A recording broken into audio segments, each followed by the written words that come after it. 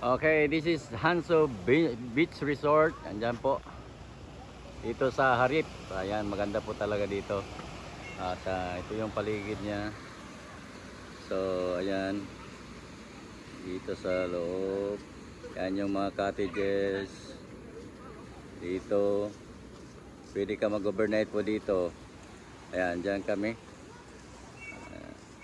Pwede ka mag-overnight dyan. May turugan dyan sa itaas. Ayan. Ayan. Okay. So, maganda po talaga dito at saka malinis yung beach po. Ayan. Okay, patungo doon, Harip. Ayan, at malawak po. Mayroon pa doon yata banda. Oys. Ayan. Mayroon pa doon. Oh. CJ. Shane. Okay. Ayan, ito yung Hanso Beach Resort dito sa Harip. Ayan. Ito yung Sun Beach niya po dito. Ayan, oh. Ayan, oh, yan yung mga turista galing sa Cagayan de Oro sila. Ayan, mga turista galing sa Cagayan de Oro City. Ayan. Ayan.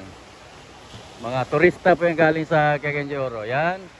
Oh, ang lawak po ng mga white sand niya. Ayan. Ayan.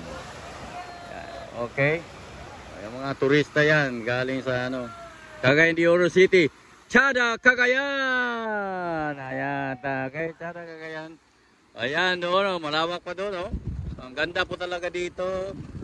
Ayan, oh. White sand talaga, white sand. Okay. O, ayan.